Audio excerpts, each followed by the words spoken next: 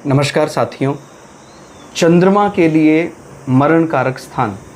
देखिए, चंद्रमा जो है वो मन का कारक है और चंद्रमा के लिए सबसे अच्छा स्थान कुटुंब, माने ज़्यादा से ज़्यादा मन का तो विषय ही यही है कि भाई सबके साथ घुलना मिलना, परिवार का साथ, बड़ी फैमिली गैदरिंग को एंजॉय करना, वो उसके बिना नहीं रह सकता है।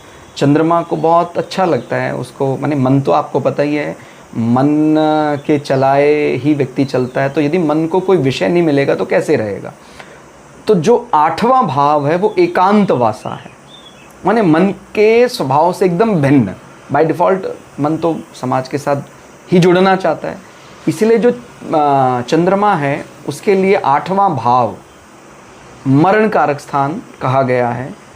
और उसको बहुत माने थोड़ा असहज हो जाता है चंद्रमा 8वें भाव, अंडरग्राउंड, माइनिंग, ज़मीन के नीचे छुप कर रहना, इस प्रकार के शब्दों से उसको संबोधित किया जाता है।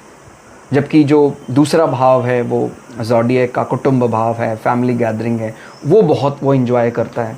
ज़्यादा से ज़्यादा फैमिली गैदरिंग, अच्छी बड़ी बड़ी गैदरिंग हो, सबके साथ मिलना जुलना हो, तो चंद्रमा उसको बहुत लाइक करता है। तो जब उसके स्वभाव से ठीक भिन्न स्वभाव में चंद्रमा को रख दिया जाता, थोड़ा सा असहज वो हो जाता है।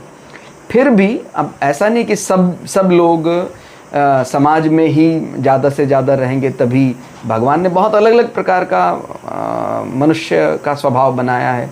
तो कई ऐसे व्यक्ति भी हैं जो गुप्त रूप से रहकर समाज का भला कर रहे हैं। कोई मेडिटेशन सिखाने वाले लोग हैं, कोई डीप रिसर्च करने वाले, उनका पब्लिक इंटरेक्शन यदि कम है, कोई ऐसा आपका इंटेलिजेंस ब्यूरो में काम है, चुप कर रहना, ऐसा कोई काम करने वाले व्यक्ति यदि उनका चंद्रमा 8वें भाव में बैठा है तो वो मरण कारक स्थान होने के बाद भी बहुत ही अच्छे परिणाम देगा। उसके वर्क प्रोफाइल में, व्यक्ति के वर्क प्रोफाइल में कुछ ऐसा काम है जहाँ पर कई कई दिन, कई कई महीनों पब्लिक से मिलना नहीं हो पाता है।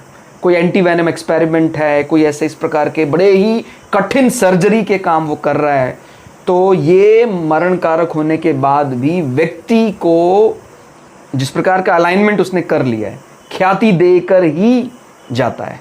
तो ऐसा समझना चाहिए। तो मरण कारक स्थान को वैसे आप समझ लें, लेकिन उससे किसी प्रकार का डर, किसी प्रकार का भ्रम नहीं पालना है। धन्यवाद।